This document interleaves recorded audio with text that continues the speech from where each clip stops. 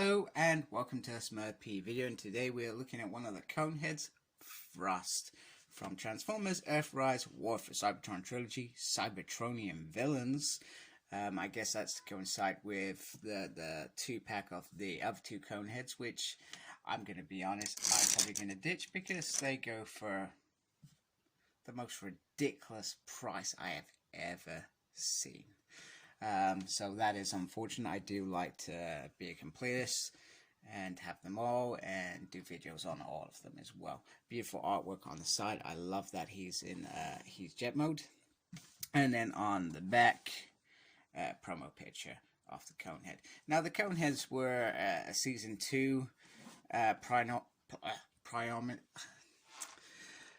they were basically in season 2.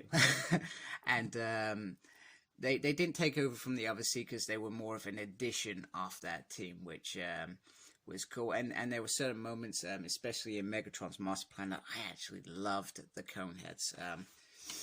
But other than that, they kind of seem awkward in terms of, even with the masterpieces, they're awkward because they do have massive wings. They do have weird kneecaps. And they have obviously the baggage on the back with the actual front of the head. So let's get this figure out and see how good or bad perhaps he looks. So even with the massive backpack, he stands quite nicely. And I think you can probably get him in an array of positions.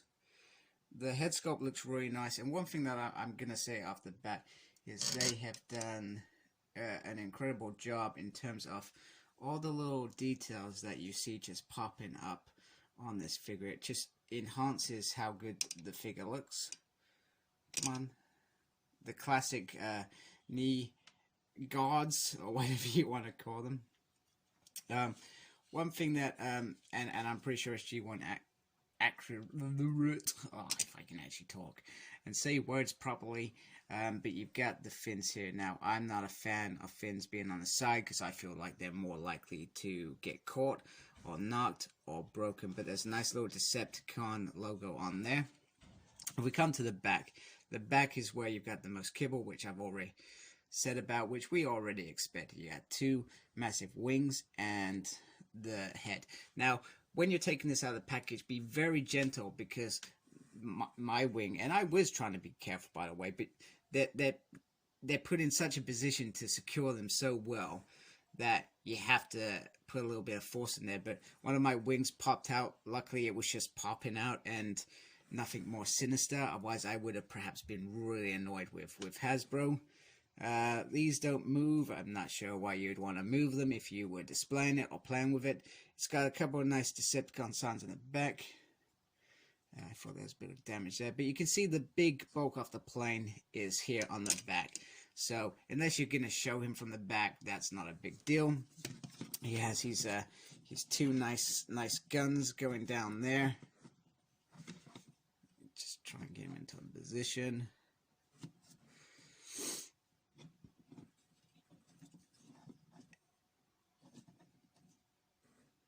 Yeah, I think you will have to make some adjustments because of the top-heavy backpack, but still, I still managed to get him into a decent pose there. If I can get my camera straight. I keep saying I need to invest in a new thing that's perhaps a little bit smaller to get some of these smaller views on. But anyway, let's bring in the only other Seeker that I've got, even Starscream.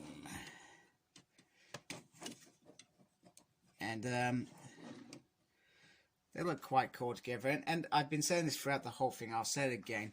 The size, I feel, is a good size. I feel like it works. I feel like, I like the Generations Frost. I thought they did a good job of that. Masterpiece was pretty awesome. I don't have it anymore. I sold it on because I gave up that collecting when Optimus Prime's price went through the rocket. And I thought, I'm out of it. I can't afford it anymore. So these are nice if you can get them from a reasonable price. Now over in the UK, I have not seen, unless I've missed it, which is possible, I have not seen any retail, etc., sell this.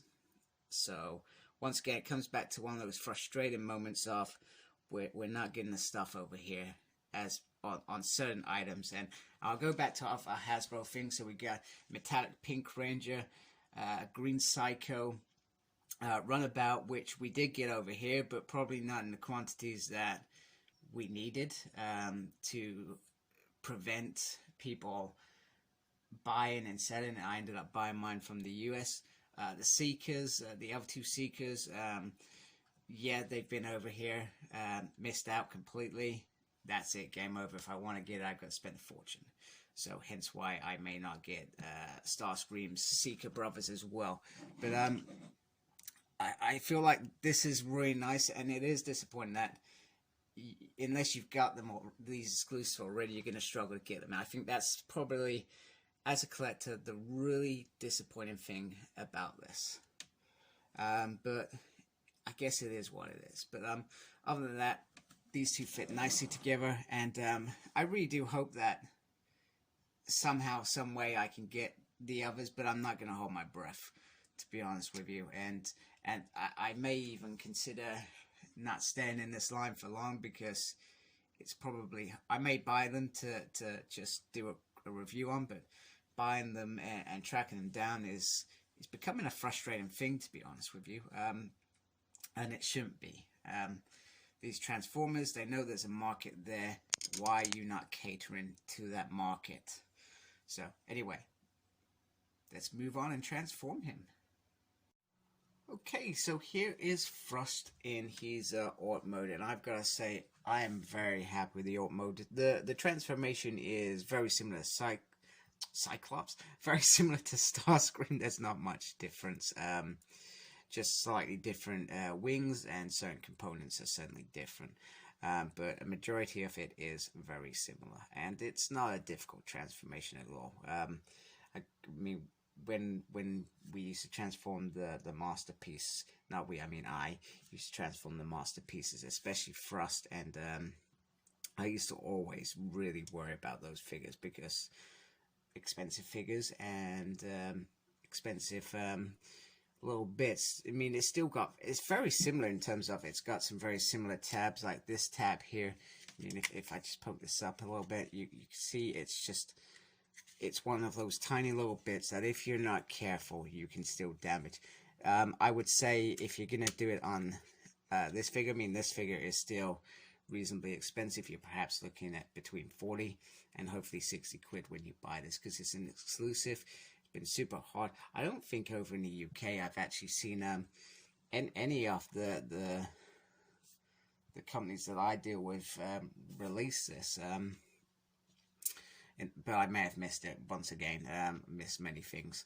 So, but just perhaps take your time and just be careful. You know, there's no rush, and there are plenty of reviewers out there that are very good at doing the transformation step by step and getting it right. So once again, lovely detail there. I've got a little bit of damage on the bottom of mine, which I've only just noticed, which is annoying, but some lovely detail here. I love the wings here. Decepticon logo. Cockpit looks really nice. Underneath, the kibble is well hidden, and okay, you can see that this is a robot body, I guess, but you're not really going to be showing it from that side. I imagine if you're going to have it in this, you're going to be trying to get into some sort of pose, etc., which is great. So Alt mode is very, very nice. Very happy with that. And it overall, I feel like this is one of the better figures that I have seen.